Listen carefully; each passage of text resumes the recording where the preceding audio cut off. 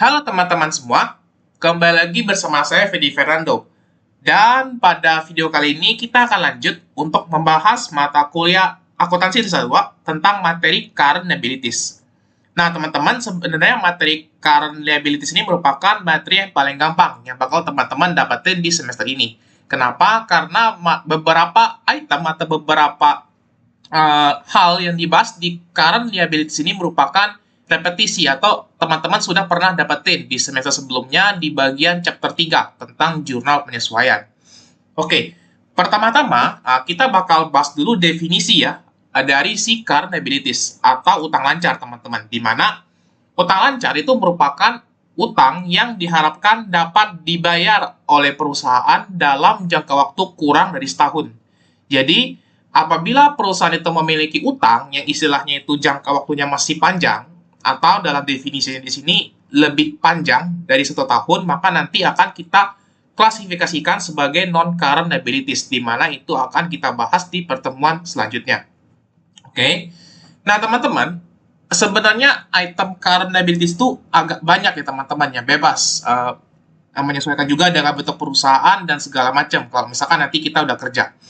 Tapi secara general atau secara umum, si current liabilities itu ada 4 item yang saya masukin di sini.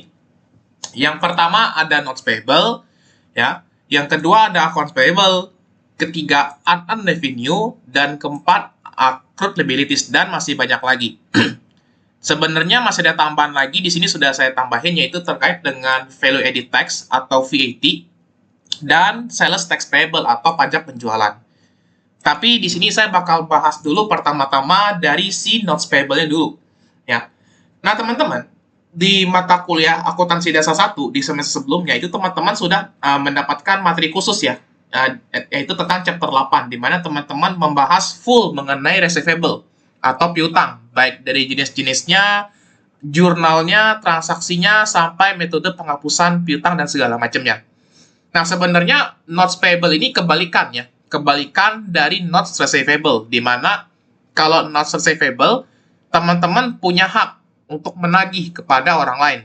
Tetapi kalau notes payable berarti teman-teman menyatakan bahwa teman-teman berhutang kepada pihak lain, ya. Atau definisinya teman-teman membuat surat janji atas suatu utang.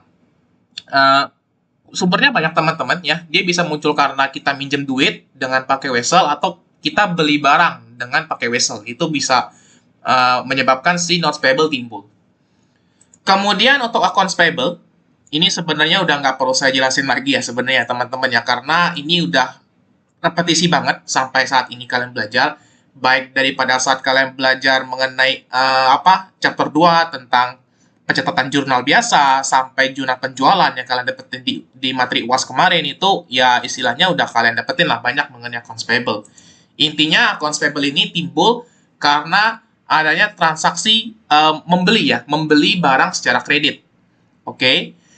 Kemudian berikutnya ada unearned revenue. Ini juga sama, udah kalian dapetin di materi AD1 kemarin, di mana kalau unearned revenue ini berarti kita udah terima duit dulu ya.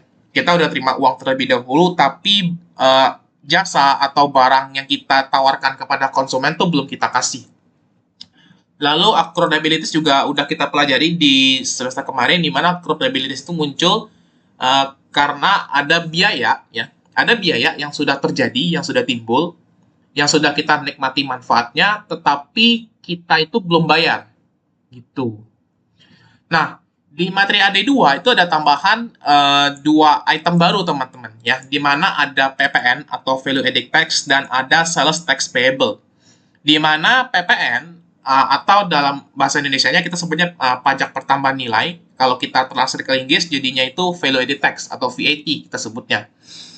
Nah, si VAT itu muncul untuk ini ya teman-teman ya, untuk penjualan ya, kepada, ini kebalik ya teman-teman ya, harusnya kebalik, sorry.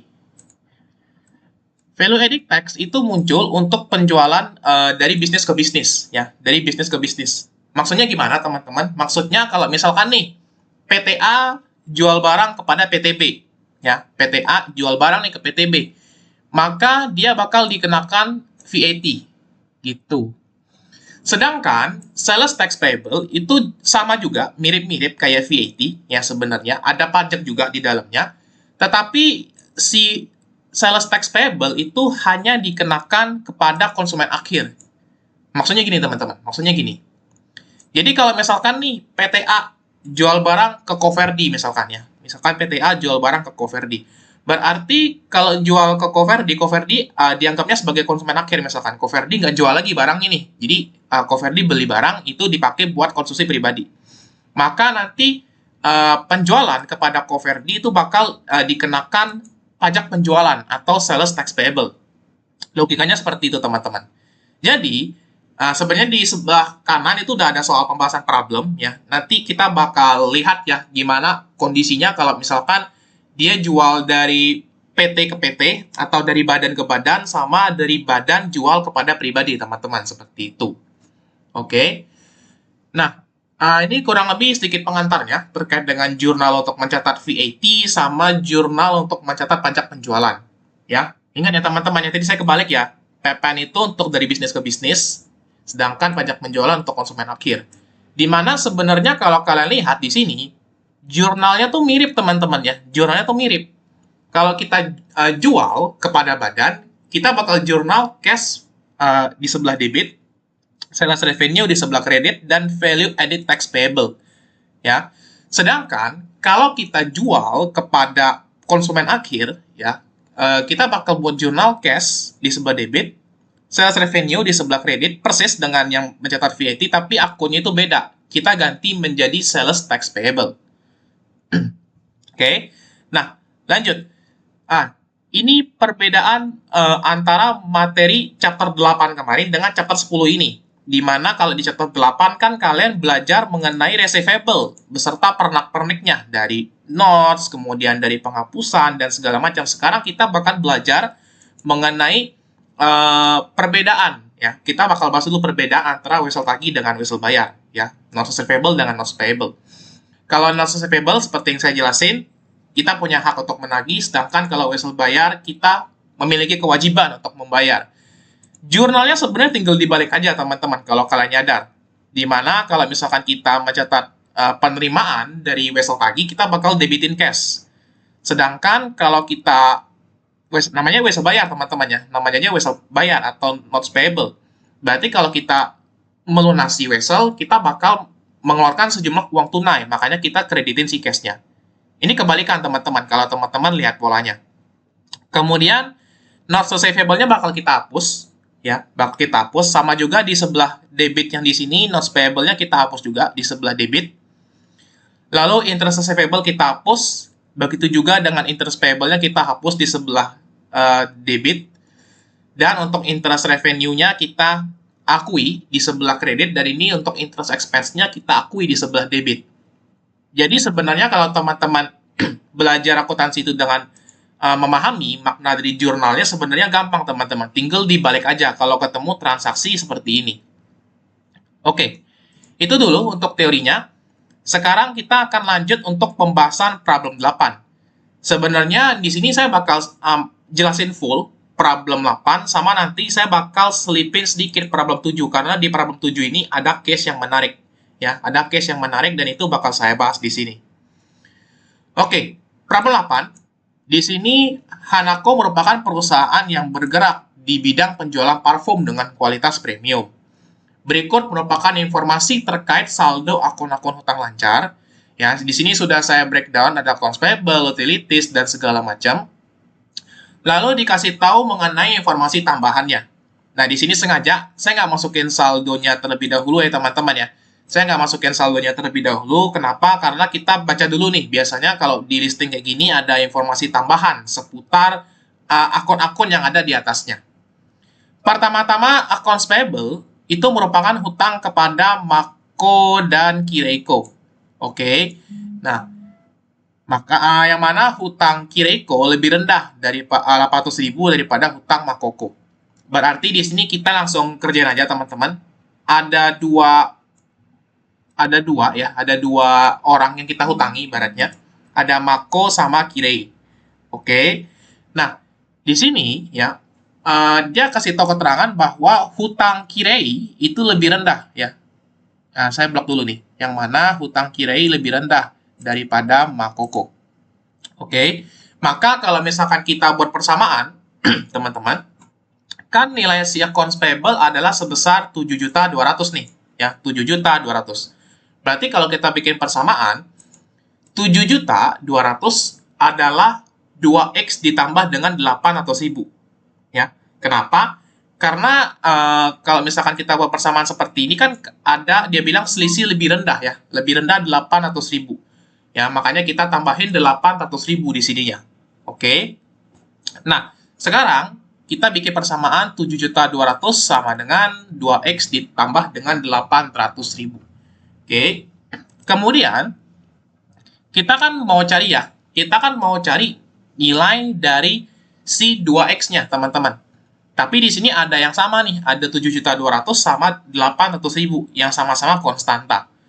Makanya kita kurangin 7.200.000 dikurangin dengan 800.000 ya. Kita utamakan ininya dulu. 7.200.000 kita kurangin dengan 800, kemudian dapat nih nilainya sebesar 6.400.000 ya. 6.400.000 kita bakal bagi dengan 2.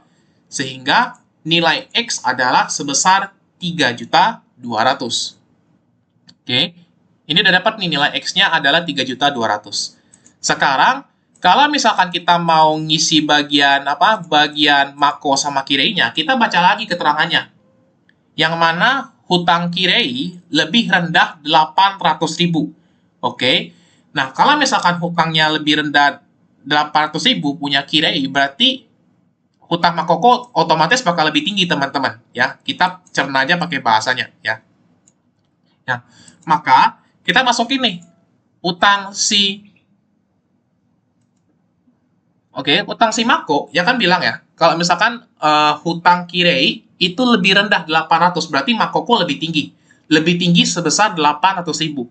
Inilah kenapa kita tambahin si 3.200.000 ini dengan 8 atau 1.000, sehingga dapatlah nilai utang si Mako adalah sebesar 4 juta.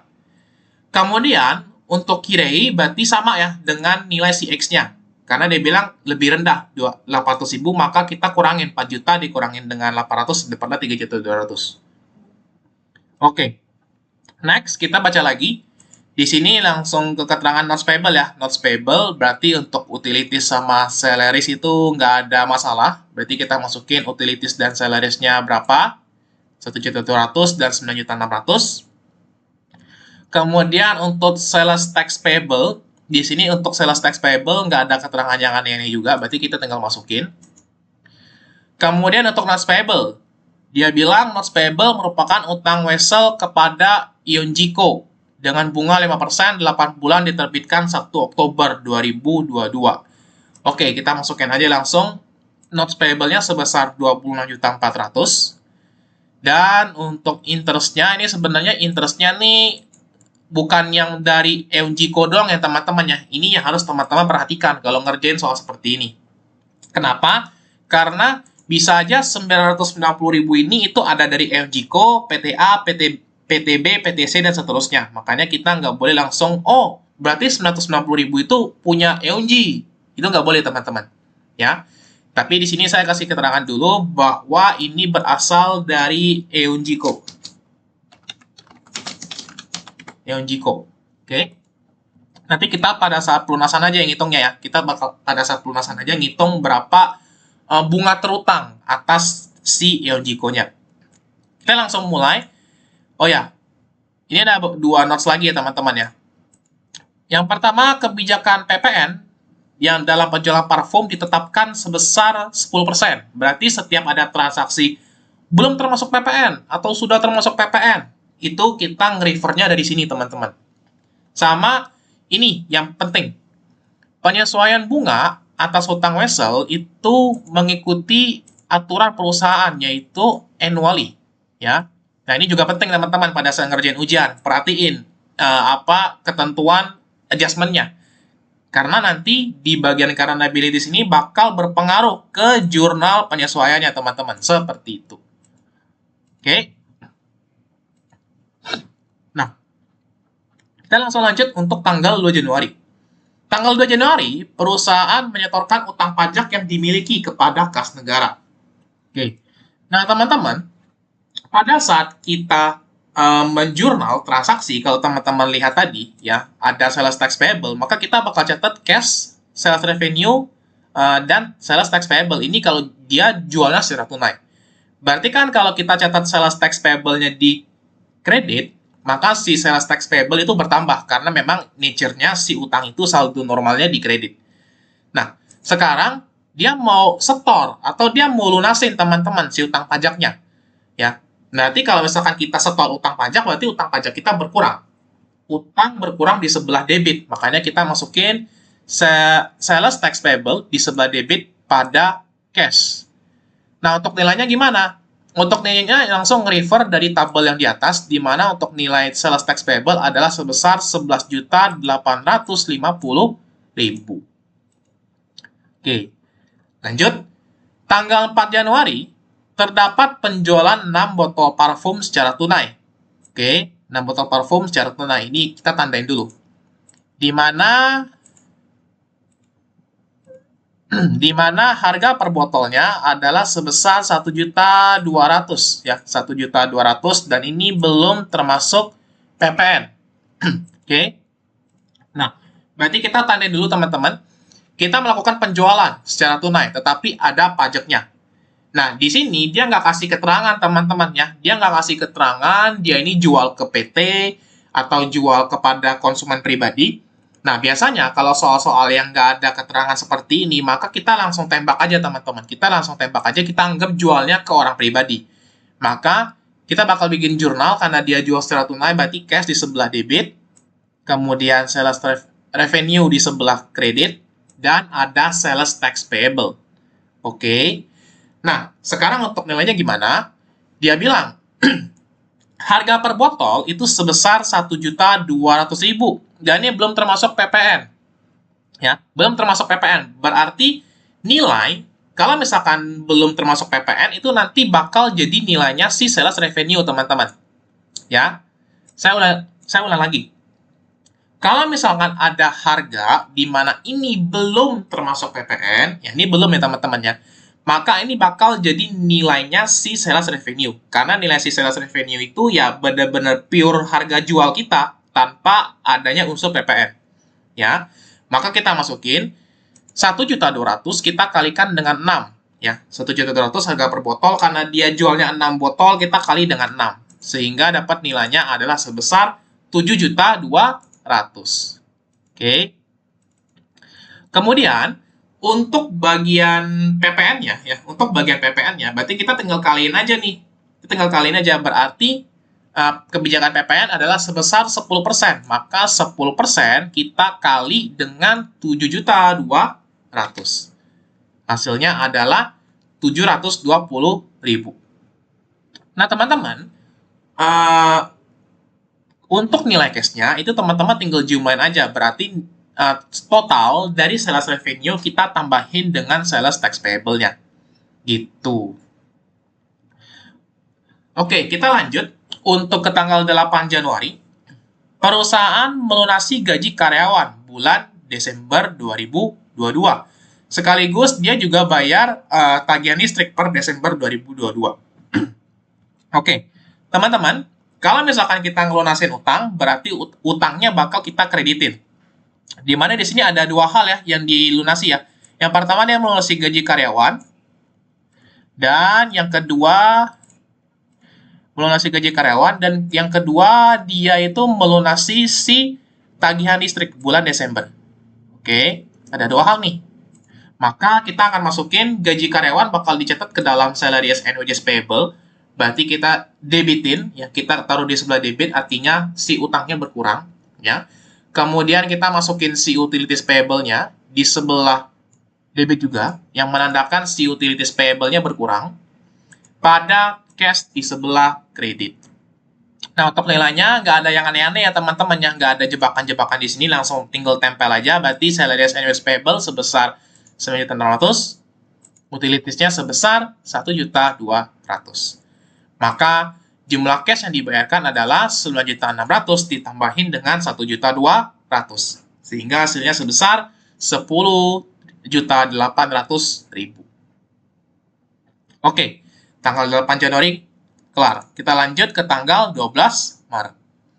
Tanggal 12 Maret, untuk menambah dananya, perusahaan menerbitkan wesel kepada Sakurako, ya, menerbitkan wesel kepada Sakurako, di mana nilainya sebesar 12.775.000, 6% PA. PA ini per annum ya teman-teman ya, per annum atau per tahun, dan jangka waktunya selama 180 hari.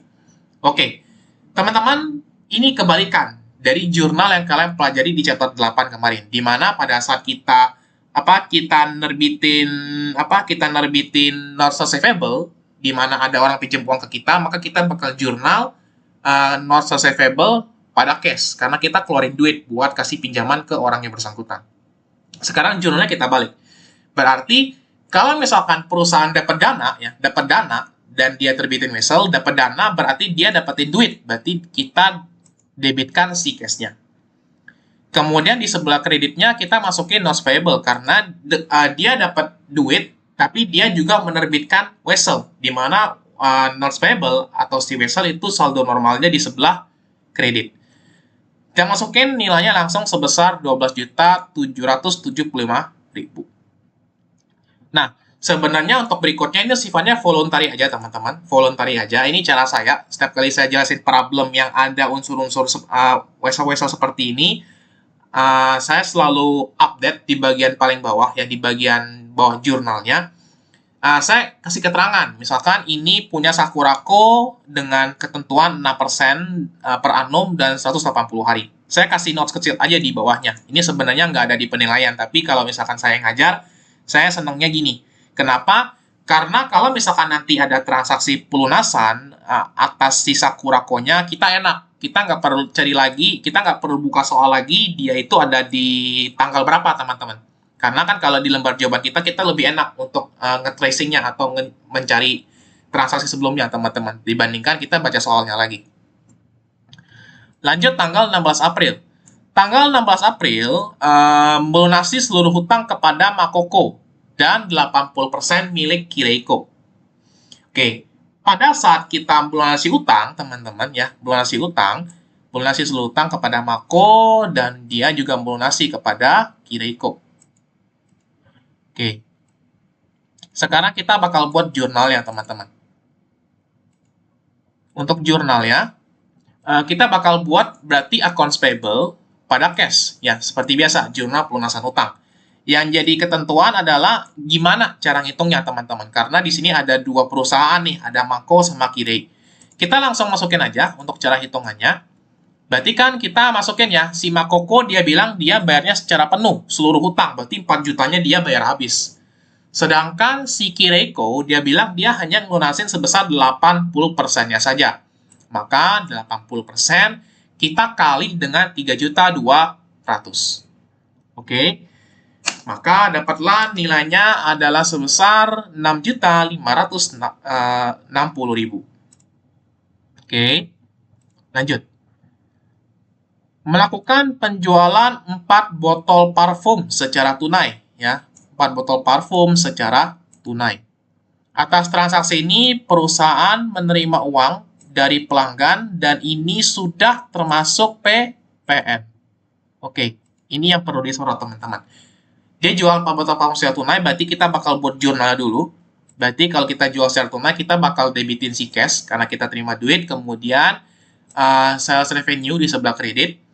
Dan lagi-lagi karena dia bilang dia di soal ini di tanggal 3 Mei dia nggak bilang dia jual ke badan atau perusahaan ya, badan itu maksudnya perusahaan ya teman-temannya.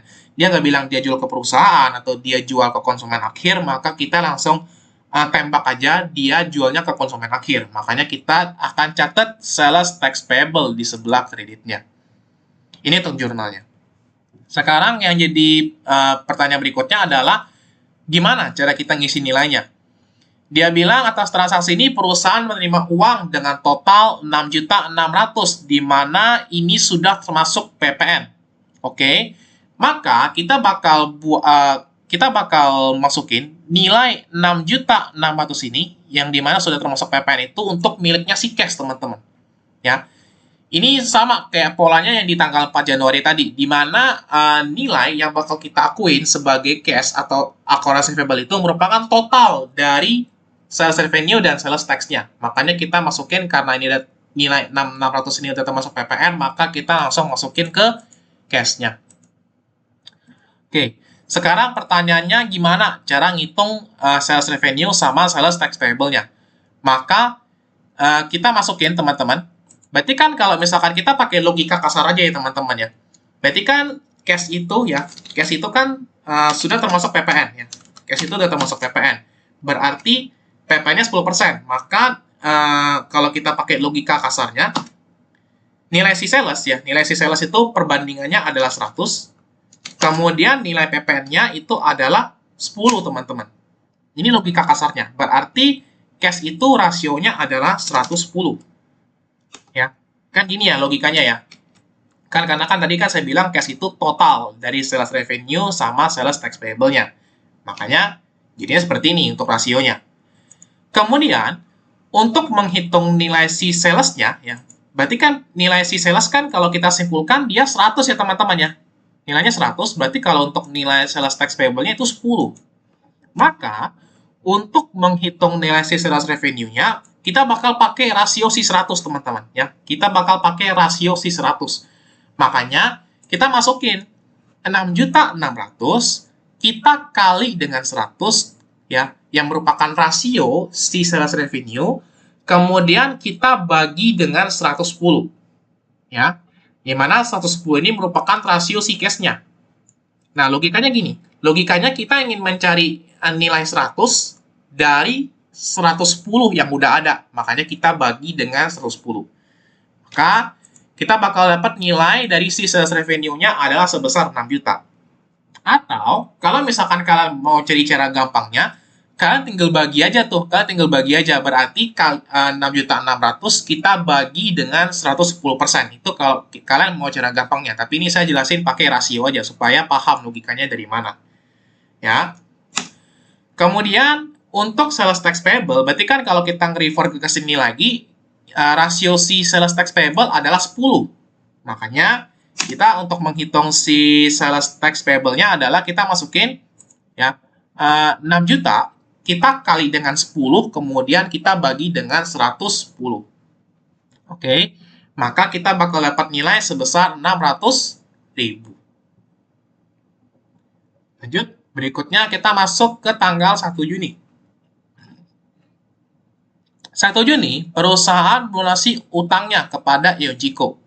Oke, melunasi utang nih kepada Yonjiko.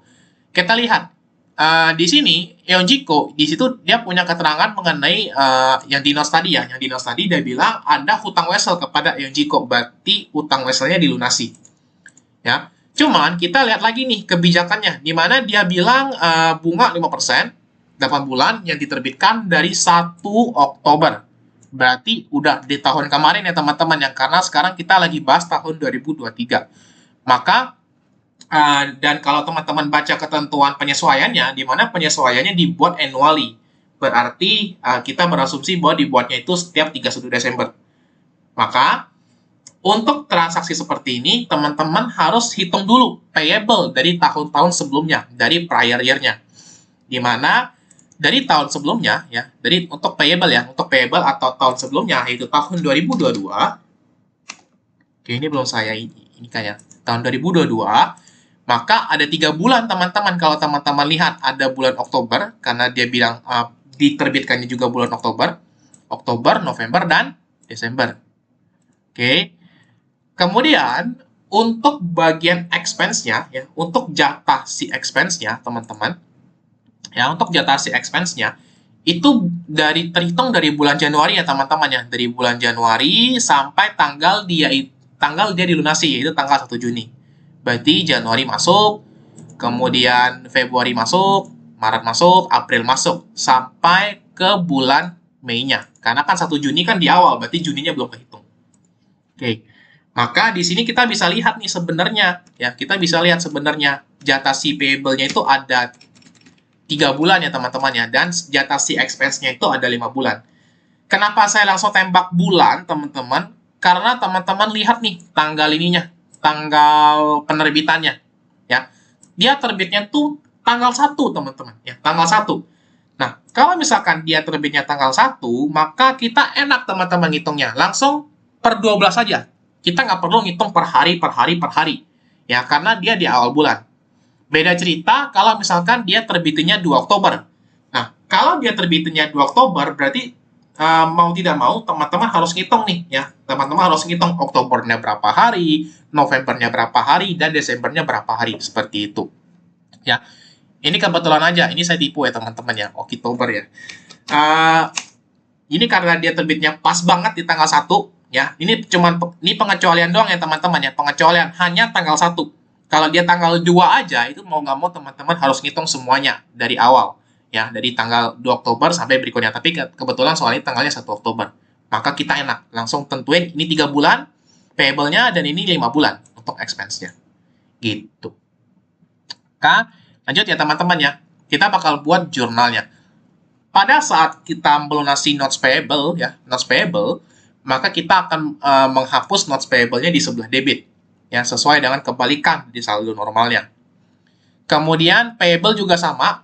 Pada saat kita mencatat payable atau timbulnya si payable, kita bakal kreditin. Nah, pada saat kita mau hapus, kita tinggal taruh di debit yang merupakan kebalikannya, interest payable. Kemudian ada expense yang timbul selama 5 bulan, berarti kita masukin interest expense-nya di sebelah debit. Timbul ya teman-teman yang expense-nya bertambah. Di sebelah kreditnya itu ada nilai cash-nya. Nah sekarang, untuk nilainya gimana? Berarti untuk yang notes payable, enak ya teman-teman ya. Tinggal ikuti ketentuan catatan di awal, di mana nilainya sebesar 29.400. Kemudian untuk interest payable-nya gimana? Nah, untuk interest payable, nge-refer ke catatan kecil saya tadi, berarti ada 3 bulan, ya. 3 bulan, kita nggak perlu hitung harinya karena dia tanggal 1, berarti kita masukin 29.400, kita kali dengan ketentuan bunga sebesar 5%, kemudian kita kali dengan 3 per 12. 3 per 12 dapat dari mana? Dari sini, ya. Karena dia full sebesar 3 bulan. Maka dapatlah nilainya adalah sebesar 330.000. Berarti untuk interest expense-nya teman-teman tinggal balik doang nih. Ya, berarti kita masukin 29.400, kita kali dengan 5%, kemudian kita kali dengan 5 per 12, sesuai dengan jangka waktunya dari Januari sampai Mei. Kebetulan Januarinya kan tanggal 1 juga tuh, maka kita bisa hitung full, nggak perlu kita kurangin hari-harinya. Nah, untuk cash-nya tinggal disam aja, sehingga nilainya adalah sebesar 27.280.000. Lanjut, 1 Juli. Perusahaan membeli kendaraan senilai 10.800.000. Terbitin wesel 12% per annum 9 bulan. Maka kalau misalkan beli vehicle-nya bertambah di sebelah debit, masukin vehicle. Karena dia nerbitin wesel ya, beli kendaraan dengan terbitin wesel, maka kita bakal jurnal notes payable di sebelah kredit. Nilainya langsung masukin sebesar 10.800. Nah, karena di sini dia nggak bilang dari PT mana, dia cuma bilang kasih ketentuan weselnya aja, saya cuma kasih catatan kecilnya aja sebesar 12% dengan jangka waktu 9 bulan. Ini teman permudah kalau misalkan nanti di jurnal penyesuaian kita butuh data terkait dengan penyesuaian dari si interest expense dan interest payable-nya. Lanjut tanggal 8 September. Melunasi hutang kepada Sakurako. Nah, ini enaknya kalau misalkan kita udah nandain terkait dengan utang dari si supplier kita atau utang dari orang yang punya hak untuk nagih kita. Sebenarnya ini kebetulan karena saya labelnya peng dengan peng ya, jadi ke-trace barangnya. Tapi kalau misalkan teman-teman lagi ngerjain di soal ujian, kalau misalkan teman-teman buat catatan kecil, ini enak.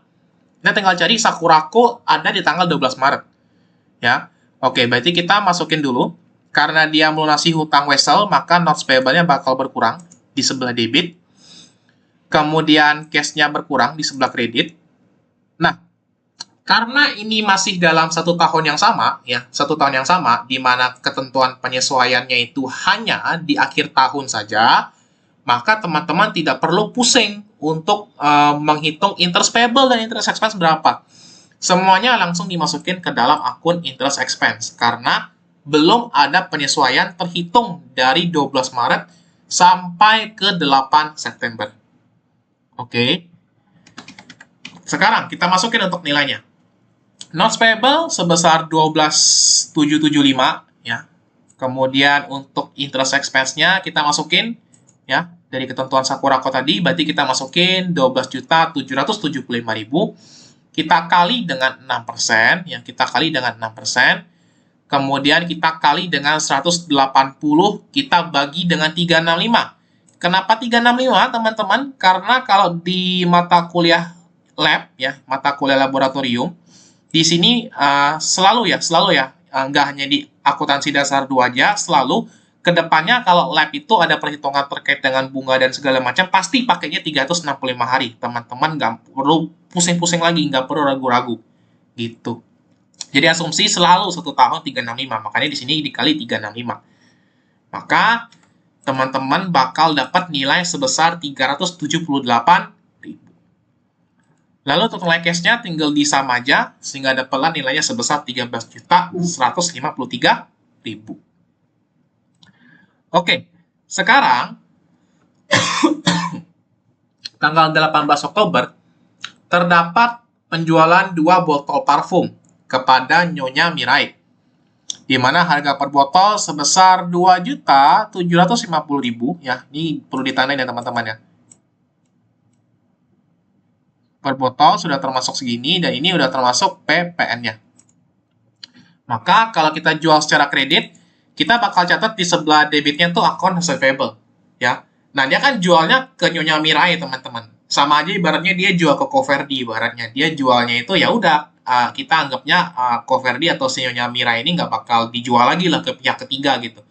Maka kita bakal jurnal di sebelah kreditnya sales revenue dan sales tax payable, karena dia jualnya kepada konsumen ketiga. Oke, sekarang untuk nilainya gimana? Dia bilang, harga per botol adalah 2.750.000 dan ini sudah termasuk dengan PPN. Ingat ya teman-teman ya, kayak yang tadi, yang mana nih? Yang soal parabola nih, sudah termasuk PPN. Kalau sudah termasuk PPN, maka ini nilainya si receivable atau ini nilainya si cash, teman-teman. Tergantung dia jualnya secara kredit atau tunai. Kebetulan di sini dia jualnya secara kredit, berarti nilai 2.750.000 ini merupakan nilainya si akun receivable.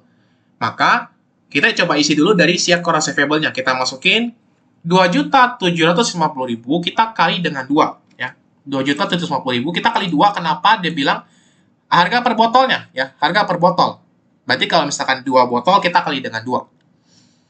Nah, sekarang, sama juga tadi kayak yang di sini ya. Kayak yang rasio yang di sini sebenarnya. Cara logikanya masih sama. Dimana ini kan AR ya, teman-teman ya. Ini kan berarti AR ya. AR sudah termasuk PPN. Berarti rasio si salesnya adalah 100 ya. Rasio si sales itu pasti 100, teman-teman. Nah, yang menyesuaikan itu tingkat PPN-nya. Di mana PPN-nya sebesar 10% ya. PPN-nya sebesar 10%, berarti rasio si AR adalah 110. Kemudian kita mau mencari nilai si sales-nya, di mana rasio si sales adalah 100. Makanya kita masukin nilai 5.500.000 kita kali dengan 100, kita bagi dengan 110. Kenapa? Karena kita ingin mencari nilai 100% dari 110%. Oke, maka kita masukin. Dapatlah nilainya adalah sebesar 5 juta. Kemudian, untuk sales tax payable-nya, berarti kita tinggal kaliin 10 dibagi dengan 110, karena rasio si PPN-nya adalah 10%. Oke, maka dapatlah nilainya sebesar 500.000. Oke, lanjut teman-teman. Berikutnya, sorry, di sini saya ngecas dulu tadi sebentar. Berikutnya, kita lanjut dulu. Tanggal 18 November. Menerima pelunasan piutang dari Nyonya Mirai Berarti kalau misalkan kita hitung untuk ininya, untuk pembuatan jurnalnya, kalau misalkan kita menerima pelunasan piutang, maka kita bakal catat cash pada akun receivable. Ini sudah kalian pelajari ya, udah mungkin kalian udah nggak hafal banget lah sama jurnal ini, cash pada akun receivable kalau terima pelunasan. Ini dari Nyonya Mirai, dari tanggal sebelumnya kebetulan. Ini tadi lupa saya timbulin lagi Nyonya Mirai. Nah, untuk nilainya gimana?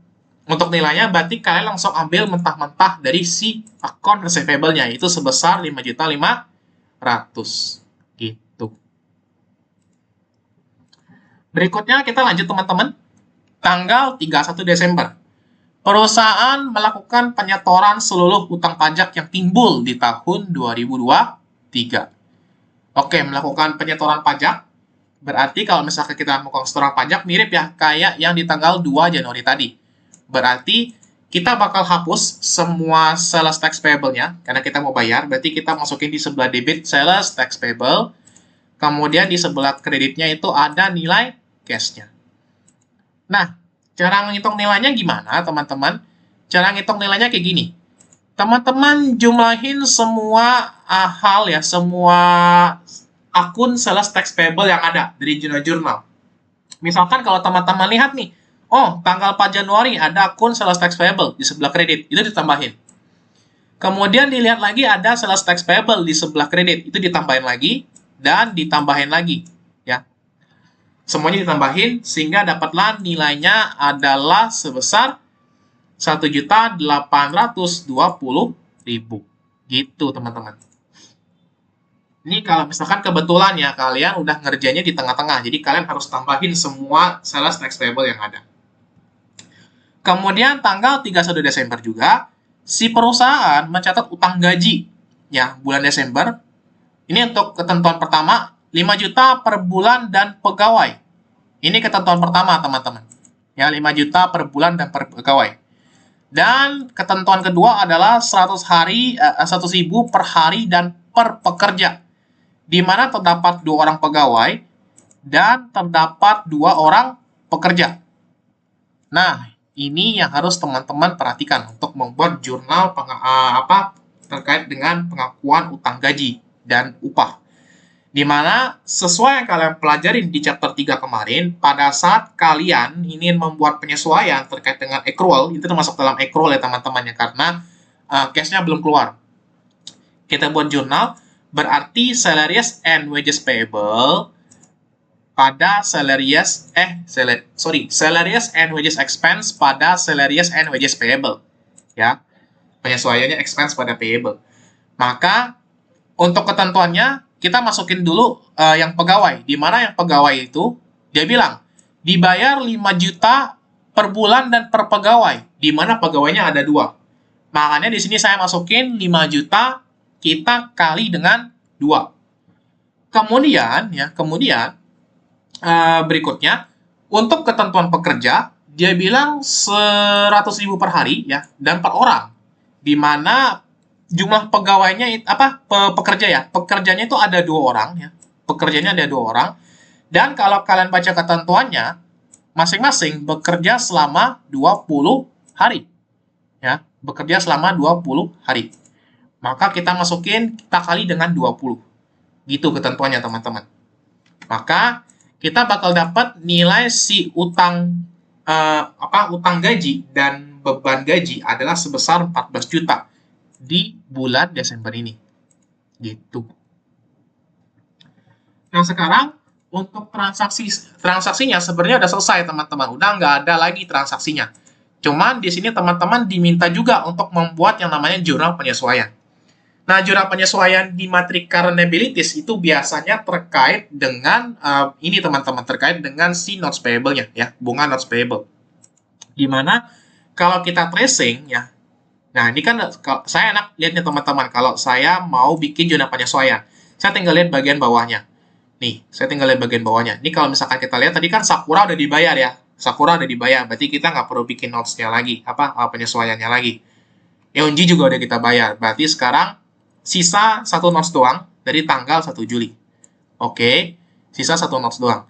Maka untuk mencatat jurnal penyesuaian dari si beban bunga ya yang udah timbul, maka kita bakal buat jurnal interest expense pada interest payable. Nah, untuk nilainya gimana? Berarti untuk nilainya gampang ya teman-teman ya. Ini kebetulan lagi-lagi soalnya baik teman-teman. Soalnya baik. Dia tanggal 1 Juli teman-teman. Ini baik banget soalnya 1 Juli. Ya, 1 Juli. Berarti kalau misalkan 1 Juli logikanya teman-teman, kita boleh ngitung per bulan. Ya, kita nggak usah hitung 31 dikurang 1, 31, 30, dan segala macam sampai ke bulan Desembernya. Ya, makanya kita langsung masukin, berarti 10.800.000 kita kali dengan 12% sesuai dengan ketentuan bunga per tahunnya.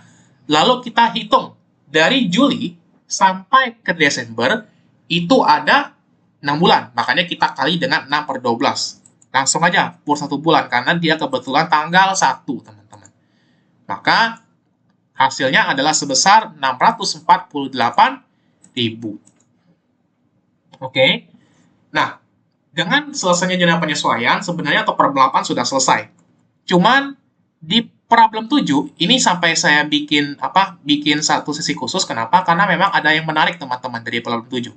Karena di problem 7 ini ada transaksi yang tidak ada di problem 8. Ini supaya kalian dapat ininya maksimal lah ibaratnya gitu. Nah, di sini yang bakal saya bahas di problem 7 itu transaksi tanggal 23 Maret. Ya, tanggal 23 Maret ya.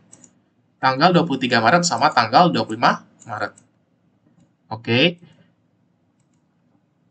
Nah, sekarang kita mulai dulu dari tanggal 23 Maret. Nanti di kelas sebenarnya bakal saya bahas juga. Cuman ini saya bikin videonya khusus saja supaya pada saat misalkan kalian mau belajar lagi untuk materi UTS-nya, kalian ada backup videonya lah. Setidaknya gitu. Oke. Bergerak untuk penjualan boneka dan perusahaan membuat penyesuaian setiap bulan. Oke. Tanggal 23 Maret, Tuan Yuri, berarti Tuan Yuri kita asumsinya dia itu konsumen akhir ya teman-teman ya, konsumen akhir. Tuan Yuri memesan 6 boneka, di mana harga satu boneka adalah sebesar 90.750. Ini sudah termasuk PPN 10%. Oke. Kemudian boneka dikirimkan tanggal 25 Maret. Atas transaksi ini, teman-teman, ya, Tuan Yuri memberikan uang muka ya, memberikan uang muka sebesar 50%. Oke. Dan sisanya akan diberikan ketika barang telah dikirim. Oke, teman-teman. Sebenarnya kasus tanggal 23 Maret ini kita terima uang muka. Tapi bedanya kita terima uang muka antara di sini dengan materi AD1 adalah kalau di AD1 kita itu nggak ada unsur pajaknya teman-teman ya, nggak ada unsur PPN, nggak ada unsur pajaknya. Sedangkan di materi ini udah ada unsur pajaknya. Nah, cara jurnalnya gimana teman-teman? Cara jurnalnya sebenarnya mirip dengan si problem 8 tadi. Dimana kalau misalkan kita ngelakuin penjualan, berarti kita bakal catat cash pada sales revenue dan sales tax payable karena ini lagi-lagi si Tuan Yuri ini merupakan konsumen akhir kita asumsinya ya. Maka kita bakal buat jurnal cash di sebelah debit sama, nggak ada beda, karena kan dia sama-sama terima duit, teman-teman. Cuman karena dia bilang di sini tanggal 23 Maret ini adalah uang muka, teman-teman. Uang muka nih ceritanya, uang muka. Maka kita bakal catat unearned sales revenue. Karena dia belum kasih barangnya. Dia cuma terima duit doang, tapi barangnya belum dikasih ke pelanggannya. Kita langsung akuin sebagai unearned. Dan karena ada pajaknya juga sebesar 10%, maka kita masukin ada sales tax payable itu sebesar 10% nantinya. Oke. Nah, sekarang gimana cara ngitungnya, teman-teman? Ya, cara ngitungnya. Dia bilang kan di sini dia kasih uang muka 50% dulu. Di mana harga satu boneka adalah 90.750 dan ini sudah termasuk PPN 10%. Maka seperti yang saya kasih tahu di problem 8 tadi ya, ketentuannya, kalau misalkan dia bilang nilainya sudah termasuk PPN, berarti nilai sudah termasuk PPN itu adalah miliknya si cash atau enggak miliknya si account receivable pada saat kalian bikin jurnal transaksinya. Maka kita masukin 9.750 ya kita kali dengan 6, karena ini kan per boneka ya teman-teman ya, per boneka 9750, kita kali dengan 6. Kemudian jangan lupa dia bilang nilai uang mukanya ya, nilai uang mukanya sebesar 50%, berarti dari total nilainya ini, dia cuma terima sebesar 50%-nya saja. Sehingga kita dapat nilainya adalah sebesar 272.250. Oke. Nah, berikutnya kita bakal buat jurnal untuk si unearned sales revenue dan sales tax payable-nya. Di mana lagi-lagi ketentuannya mirip ya sebenarnya ya sama yang di problem 8 tadi ya, karena kebetulan PPN-nya sama-sama 10%, maka kita langsung copy saja dari problem 8 tadi. Berarti kan nilai si unearned-nya atau nilai yang bakal calon-calon si sales-nya itu rasionya 100 dan PPN-nya itu 10 ya. Maka untuk menghitung yang unearned, kita tinggal masukin aja, berarti 272.250 kita kali dengan 100, kita bagi dengan 110 ya. Kenapa? Karena rasio si unearned atau yang bakal jadi calon-calon si salesnya ini adalah 100 ya. Ingat ya teman-teman ya, nilai si unearned atau si sales revenue itu nilai bersih yang nggak ada unsur pajaknya sama sekali. Kemudian untuk nilai sales tax payable-nya berarti bebas, tinggal dikurangin boleh, atau misalkan kalau kalian mau make sure lagi, mau cara ribetnya, dikali dengan 10 dibagi dengan 110. Itu sama aja, seperti yang saya jelasin di problem 8 tadi. Sebenarnya untuk unearned-nya mirip teman-teman dan yang di problem 8. Ini clear, ya, gampang. Saya jelasinnya nggak terlalu try hard. Sekarang yang jadi masalah adalah pada saat tanggal 25, di mana di tanggal 25 ini dia kirim full teman-teman ya. Kita udah kirim boneka, ya, kita udah kirim si bonekanya, berarti kita boleh akui revenue, dan kita juga mendapatkan pelunasan sisanya dari tuan juri. Oke, berarti pada saat kita terima pelunasan, maka kita bakal catat cash di sebelah debit, teman-teman. Nah, kemudian, tadi kan kita catat ya, kita catat ada unearned di sebelah kredit, yang menandakan bahwa kita punya utang ya, kita punya utang atas utang kewajiban ya, kita punya utang kewajiban kepada si tuan jurinya. Sekarang karena kita udah kirimin barangnya, ya kita udah kirimin seluruh barang yang ada yang diminta oleh tuan juri, maka kita boleh hapus nih, kita udah boleh hapus si unearned-nya, maka kita masukin unearned sales revenue. Oke. Kemudian pada saat kita udah mengakui unearned sales revenue dan kita udah kirim semua barangnya, maka kita berhak mengakui yang namanya sales revenue kita. Dan jangan lupa karena di soal ini ya, di soal ini dia itu baru lunasi 50% ya, baru lunasi 50%-nya dibayar pada saat ini, pada saat tanggal 25 Maret, maka ada sales tax payable di sebelah kreditnya. Oke. Jadi jurnalnya bisa seperti ini teman-teman. Jadi saya jelasin lagi, ini cash, kenapa? Karena dia terima duit. Kemudian unearned-nya di sebelah debit kita hapus, kenapa? Ya karena utang kewajiban kita udah kita laksanakan, berarti kita nggak punya unearned lagi. Kemudian kita berhak mengakui sales revenue karena barangnya udah kita kirim, dan masih ada sales tax payable karena masih ada pembayaran yang baru kita terima di tanggal ini. Nah, sekarang untuk nilainya gimana?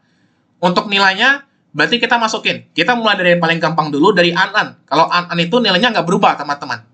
Tinggal masukin aja mentah-mentah dari si tanggal sebelumnya. Kemudian, untuk cash-nya gimana? Untuk cash-nya berarti dia terima sisanya ya teman-teman ya, sisanya 50%. Berarti caranya mirip lagi nih dengan yang di tanggal sebelumnya.